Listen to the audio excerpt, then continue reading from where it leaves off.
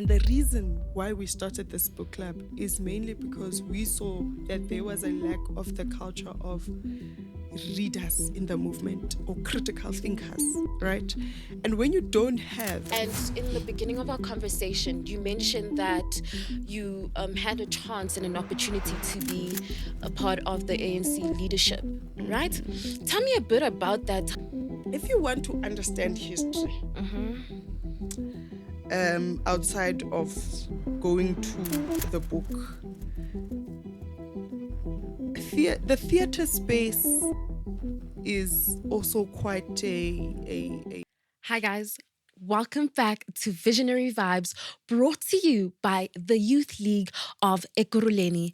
I am Umpilimpo, and today we're joined by a beautiful, young, vibrant lady, Mantombi Nkosi. Hi, Mama. How are you? Hi, Umpile. Quite anxious. This is my first podcast, but excited to be here. Lovely. We love that for you.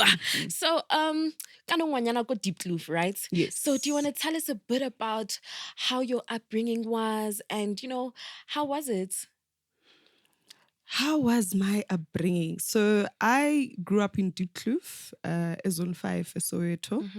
But I had the privilege to attend school in Highlands North, Waverley Girls High School. All right. So I think Nkhuliso Gogo, man, I've always seen women lead in society.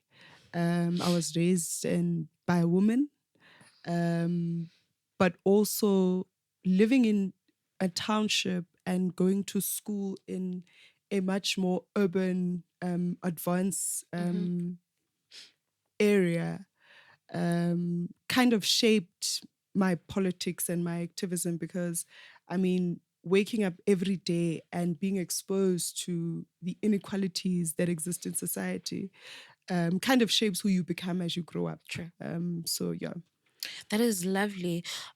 You're into literary activism as well as mentorship, right? Yeah.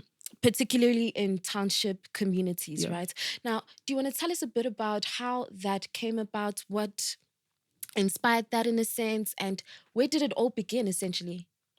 Okay, so I've always been an activist. So I started as an political activist All right. first. So and went into the literary space a good 4 or 5 years ago. I became an activist first, and I was given a responsibility to lead the ANC Youth League in Zone 10. And because I'm an avid reader, a ferocious reader, I thought to myself, what better way to expose or contribute to the movement through starting a book club? So we then started a book club, which is now called the Moving Spirits Book Club. And the reason why we started the book club at the time in the Youth League was because we thought, or we believed at the time, that there was a lack of the culture of reading and writing within the movement, or the lack of reading basically within the movement. And we thought to ourselves that what better way to inculcate this culture in the movement by starting a book club. Yeah. So that's how we started off as a book club of the movement. But then we saw over time that actually the impact would be much greater if we did not confine ourselves to just being a book club of the movement. And that's when the work then started of doing the literacy activities in the schools and being a book club for everyone, not just a book club of the ANC Youth League in Zone 10. Oh, that is beautiful. Yeah. That is quite inspirational, man. Really? It is. Oh You're killing it, Yeah. So I want to know from your perspective of things, right? In which areas do you think the education system has contributed into, addressing literacy developments in townships or in rural areas as well? Yeah, Sissy, to be honest with you, ne, with the work that we have done in schools, what we've noticed or realized is that the willingness to encourage the culture of reading is not there. Very true. In the departments. And you see this because when we go to these schools, when we do the activities that we do, most of these schools don't have libraries. Mm. Some would say the library, there was a library, but then we started using it as a staff room, or we turned it into a classroom because we have too many kids, there's just too many issues. But the willingness to inculcate the culture of reading and writing or literacy is not there. And you see it by not having libraries in schools. Why don't we have a library in school? I mean, that should be standard procedure, And I think for me, going into a school that had a library, that had a person that took care of the library. What do they call them, Gonje? My library. What do they call them? Librarians. Yeah. Yeah. Is it? Yeah, I think they call them library. Yeah. So we had that, which inspired us to fall in love with reading and that. So I think with what we've noticed in the township is that culture is not there, and the attitude and the willingness to inculcate this culture is just not there. Not And I there. think that's the biggest problem. That's actually a big problem because literacy affects academics. Literacy affects everything. And it underpins development in all sectors of society. So when we don't, or when we're not deliberate around encouraging or ensuring that literacy is a thing, that's important, then we run the risk of seeing this decline in literacy rates in the country. And I think that's a problem. All right, I hear you. I completely understand where you're coming from. Me personally, right? I grew up being a child who doesn't enjoy reading at all. At all. So for someone who was like me or is like me in terms of reading, how would you actually inspire me or get me into reading? Because you say you run a book club, right? So now, how do you attract these people? How do you attract people like me who are books? How would you inspire someone like me to actually get into it, be interested in it? Yeah. Look, I think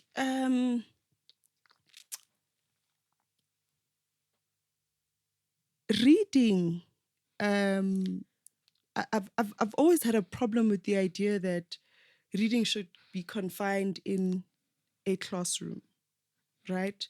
Where someone once asked me, and I said to them, Mina, load shedding. I used to love load shedding, and I'm sorry. Oh my gosh, I used to love load shedding, and the reason for this is that I got time to read. So load shedding hours, 2 hours was my time to read, was my reading hour or my reading, because reading is a discipline.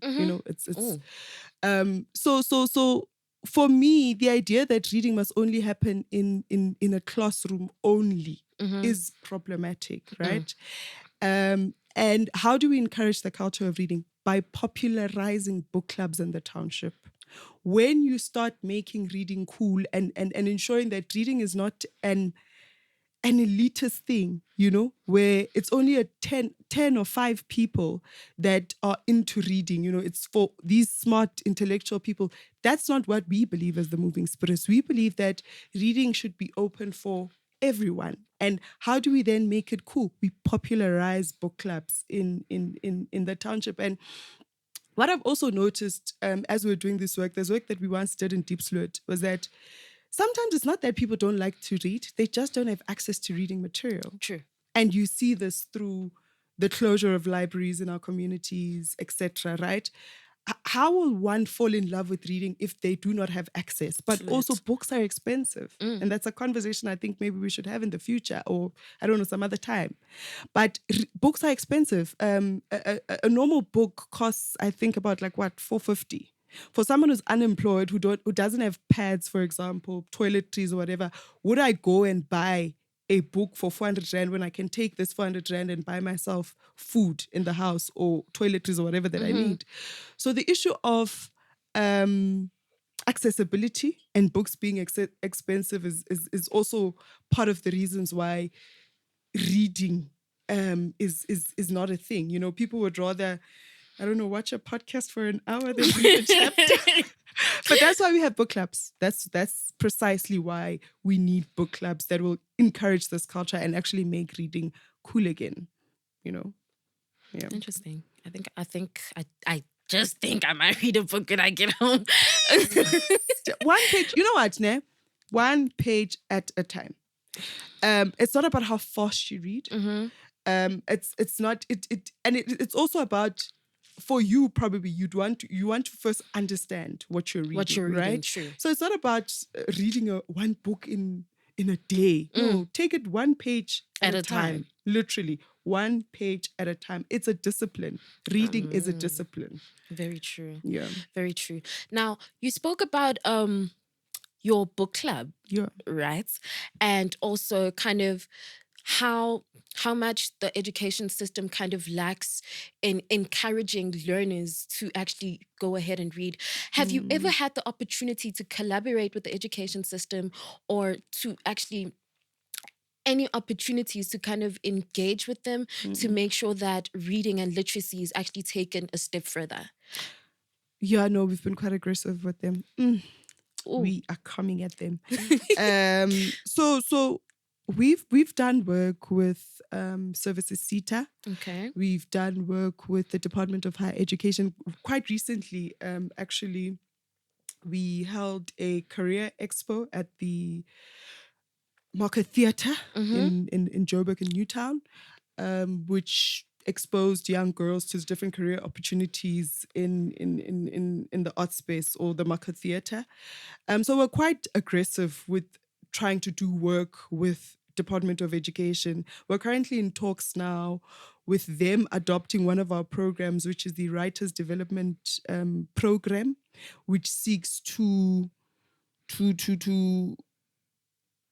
not empower, but seeks to encourage young kids or young learners to write. We want to see more writers writing about their lived experience. So we're currently in talks with them, and I'm happy I'm actually having this conversation here. It's recorded. I hope they see this, that I've actually put them on the spot, that they must implement this program. And this is because sometimes as a book club, Yeah. we don't have the financial muscle to broaden our scope and be in every school, every corner, right, of society. But when we have when we collaborate with these institutions, that's when the impact actually starts being there. So I think collaboration with these departments is quite critical. So we've been more on the literacy side since we kind of started speaking about this. Yeah. And in the beginning of our conversation, you mentioned that you had a chance and an opportunity to be a part of the ANC leadership, right? Tell me a bit about that. Tell me a bit of how it went, how your journey was went about, and because of your love for mentorship as well, how did you implement that into your political side of things? Okay, so you're saying how I got into the movement, or how I, in Yes. essence, what inspired me to join? What kind of inspired you to join the political movement, and what impact did you have in that, considering your mentorship, your passion for being a mentor, your passion for literacy as well? So how did you implement that into your political movement or political era? Okay, so I think I'm an activist generally. You know, Okay. outside of, and my activism is not tied to leadership positions or leadership structures. I solidly believe that each and every member of the movement can contribute to the movement, Sure. right? I joined the African National Congress during Fees Must Fall, I think. Or was it 2 years before Fees Must Fall? I'm not quite sure. But when I joined, or the reasons that actually prompted me to joining or becoming a political activist was, of course, the inequalities that exist in society. I took 3 years to actually get into a higher learning institution. Ordinarily, someone that could afford to go to school doesn't have to go through that delay True. of 3 years to enter into varsity and get an education to better their lives. But I had to go through that because of course, the challenges that most of us face. And that's how I got into activism. It honestly, it did not make sense to me that we are living in such an unequal society, right? True. And I had the interest of wanting to understand the society that I'm living in, wanting to understand class systems, but of course using the gender lens into understanding all of this. And that's how then I wanted to shape my activism to say, I have an interest in this. How do I then make a contribution within the movement without even leading a particular structure? Because that's not what activism is to me. It's not an event. It's not leading a structure, but it's the contributions that you make into the movement. And because I was so passionate being raised by a woman, that's when the mentorship thing started. And by the way, it's quite new. We launched the Mentor Her Girls for Girls 2-3 months ago. So it's quite new. The literacy is about 5 years ago, you know. So that's how I joined. I just wanted to make a difference. I wanted to be a catalyst for social change. Oh, that is absolutely beautiful. Now, I find your love for literacy very interesting, Yeah. right? I think it's because I'm not really a literate, like a girl who likes reading and all. I'm more of a visual learner. I'm more of somebody who likes holding and learning, right? Also, I've got ADHD as well, so it's quite a lot. So I would love to learn about more rather about my history, more about the ANC in particular.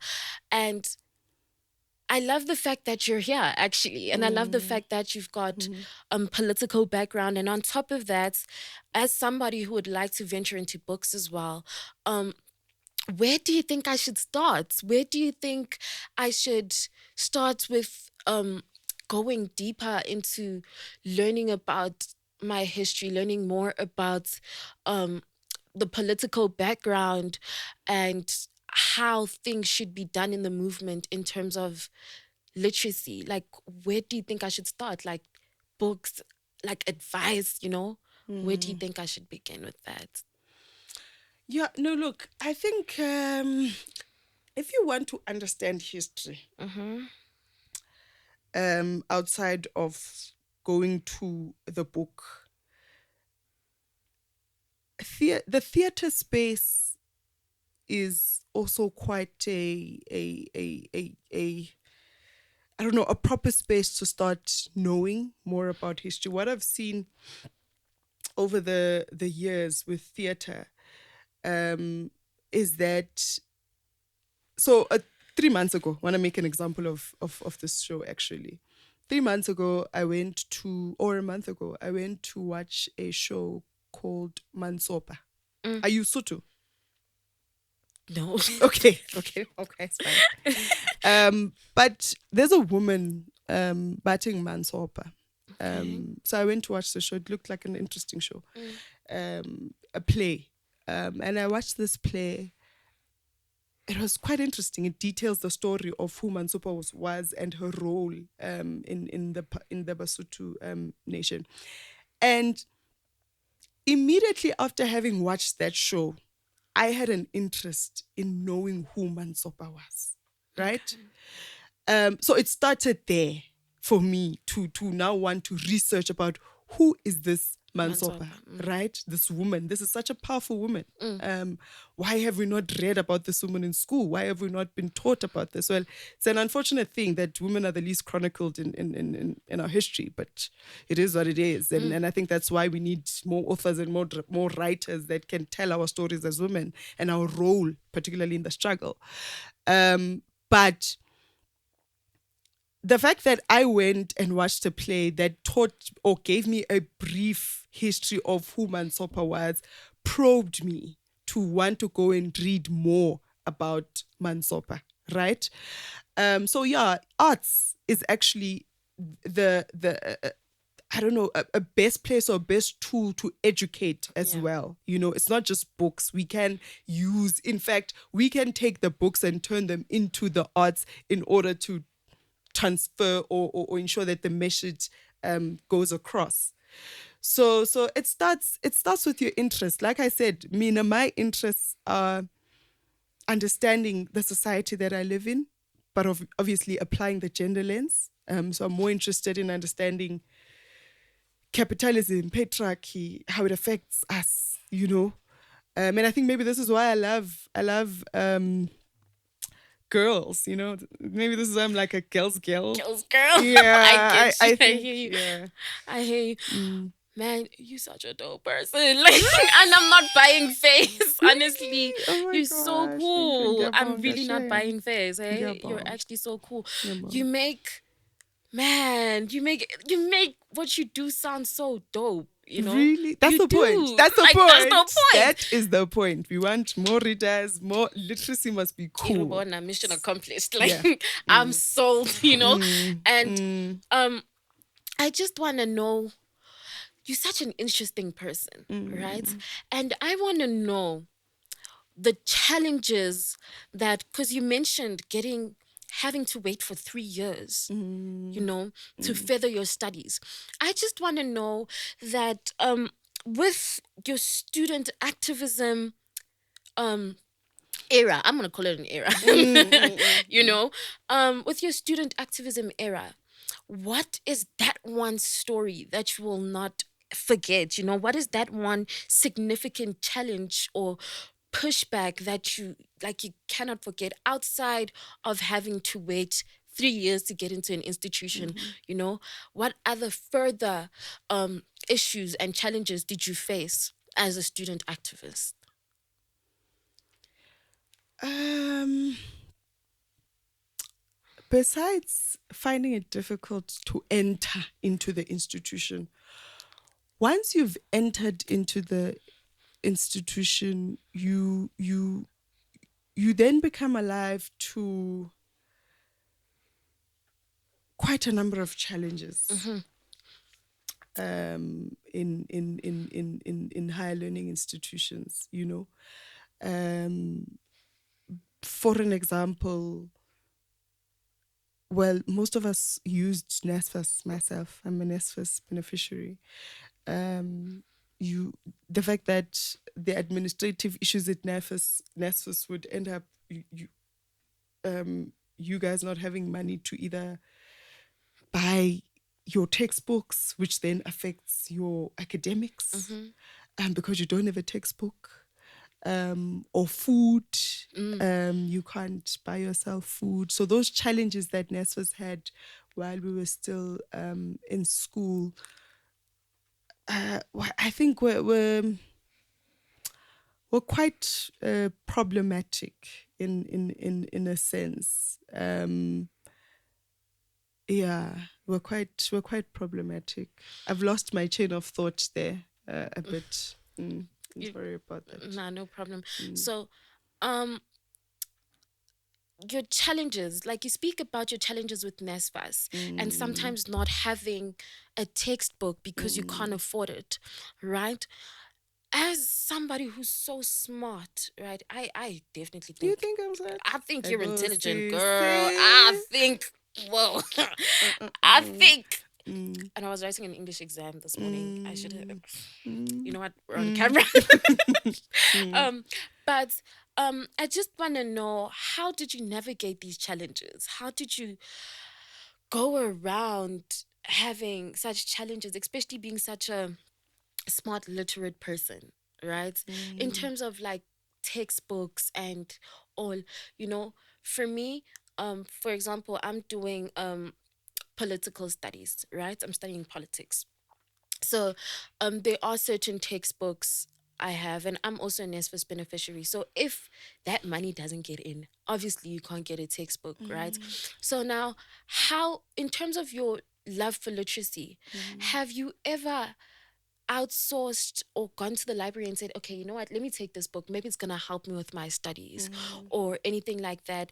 And how did you find, how did you incorporate your literacy into such challenges? You know, how did you incorporate your love for literacy into your challenges, where Nesfas couldn't find you on time to get your textbooks and all? I think this is precisely why we need libraries in every corner, in Yes, institutions, sure. in the township, because if one cannot afford to buy um, um, um, a textbook, then going to a library and having access to this resource material um, assist them in their academics. So having these libraries is quite critical. And how I navigated these challenges was, of course, through having libraries. And that is why when we fight and say we want libraries, we mean it, because we understand that libraries are so critical in They addressing are. the challenges of a township a girl child or boy child. Um, and just a bit off the topic, but you know, growing up in a township, ne, ekas, four-room house, and there's 10 of you, there's 10 siblings, and yabon and banning jendlin, yabon. Yeah. You don't have your own bedroom, you don't have your own study. Goed nje. Hot trick, you know, when do you study? Study because the stuff kitchen or whatever, you know. Libraries become our, Safe space. yes, where you Sure. are able to go and use that space. It's quiet, you're able to study, because where you stay does not give you that, you know. So that's why libraries are so critical.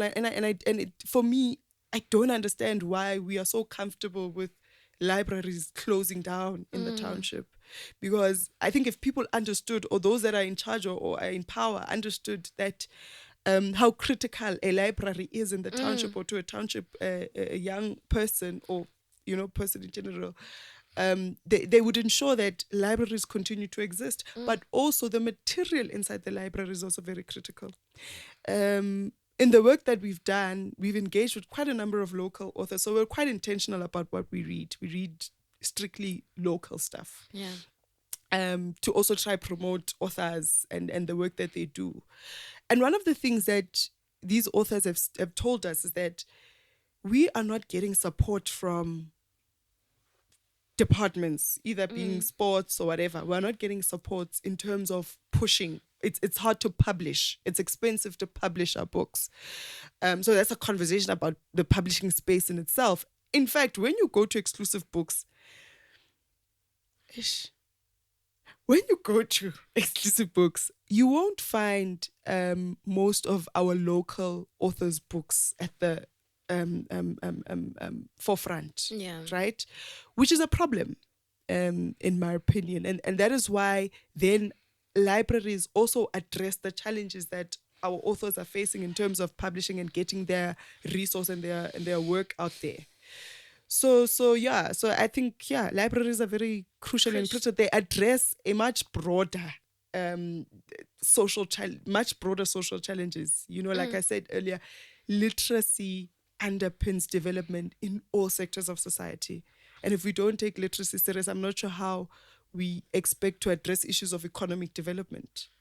Because you know, there's something I once read, and someone said, when one is able to read and write, they're able to pull themselves out of poverty. And that's what I believe too. So if how do we expect to address the issue of poverty when we're not addressing, there's a direct link between literacy and poverty.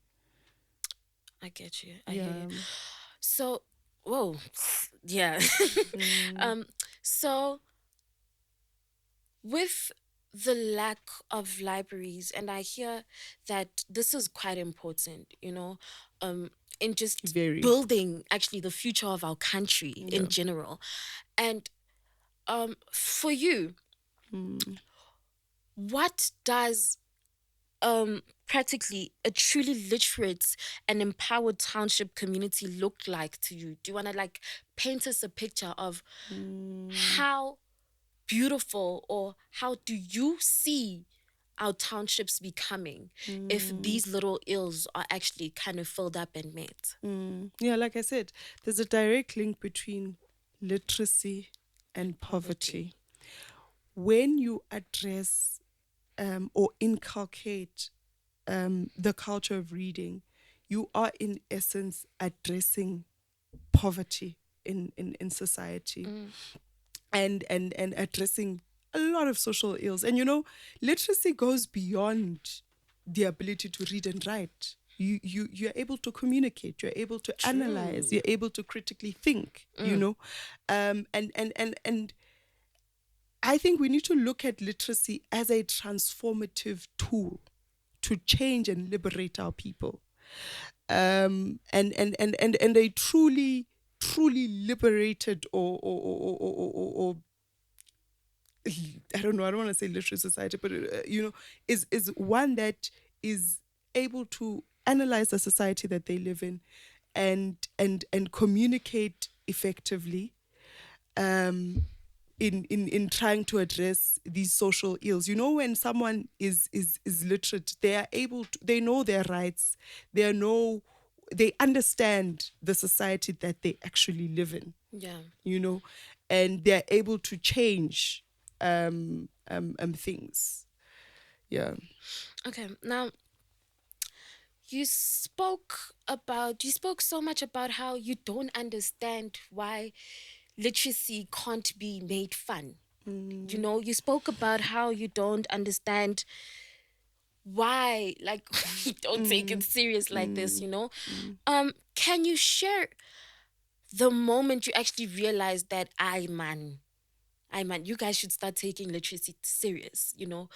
Can you mm. share with me how that felt like rather, how that came about, what inspired that thought yokuthi kahle kahle kumele sifunde bafethu, you know? Can you take me through that? Yeah, no, look, you know, like I said, I was first a activist before I went into the literary space, and I think I'm in the literary space for a good, like, what, 4 or 5 years. Now I think we started the book club in 2021, and it was a book club of the African National Congress Youth League. Mm-hmm. And the reason why we started this book club is mainly because we saw that there was a lack of the culture of readers in the movement, or critical thinkers, right? And when you don't have critical thinkers and readers and conscious people, they then become susceptible to incorrect things Mm, within the movement. And that's why that's what prompted us to say, let us start this book club to encourage and inculcate this culture of reading, firstly within the movement, because we saw that there was quite a lack of that.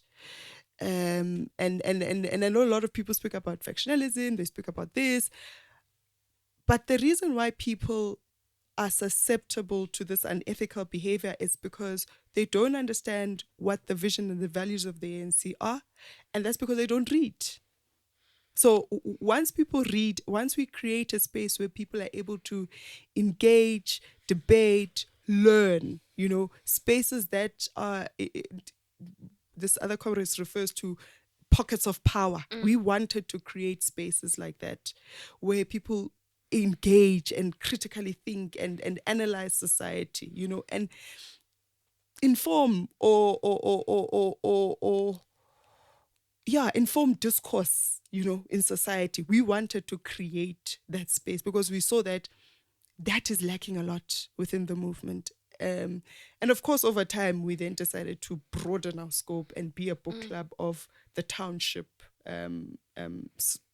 society, because, like they say, the ANC is not eyabantu, aseyethu. We must take it to the yeah, people. And that's when we then decided to generally broaden the scope of the movement of the book club. Yeah. understood. So, what's the next chapter looking like for you, the Moving Spirits Book Club and Girls for Girls? Whew, the next chapter. We are looking into collaborating with a lot of different institutions. Like I mentioned earlier, the Department of Education. We're looking into collaborating with the Market Theatre for future work Mm-hmm. that we see to do. We are also looking at, one of the things that I realized as we're doing the work in schools is that we put a lot of focus or special attention on young kids who are academically who are smart, right? So when you get to a school and you say, "Can I have 10 kids who are going to do 1, 2, 3?" They always pick the smart ones, Mm. and we tend to neglect True, very true. the ones that are regarded not so smart. Mm. So I think one of our the next step for us, we want to start focusing on the young learners that are problematic in schools, or problematic in the sense that laba bastout sifuna bona, right? Okay. Yeah, so that's the next step for us. This month we're taking our girls to Sun City Correctional Services. And I know that's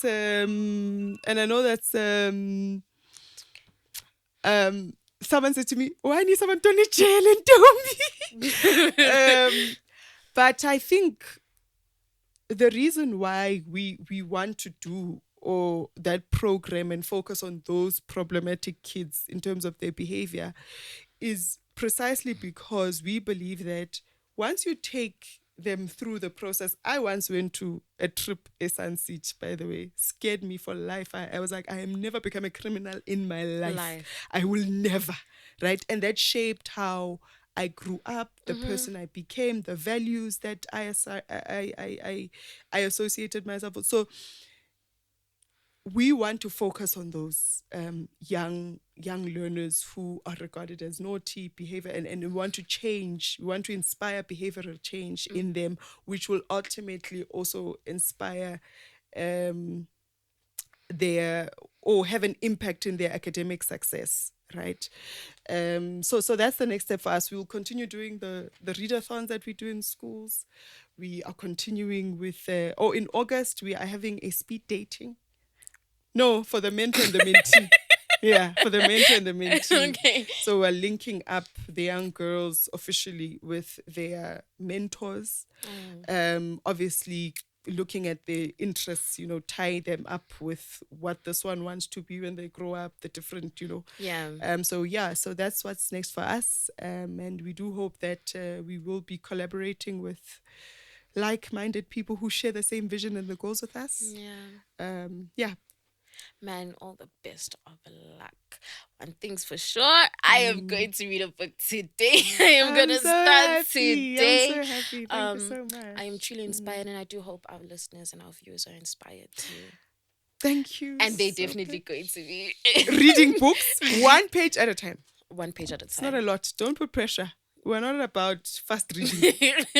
Reading. Definitely, it's all Yeah. about taking the information in. Yes. And to you viewers, thank you so much for tuning in. Make sure to like and subscribe, and don't forget to turn on your notification bell so that you get notified every time we post a new video. Goodbye.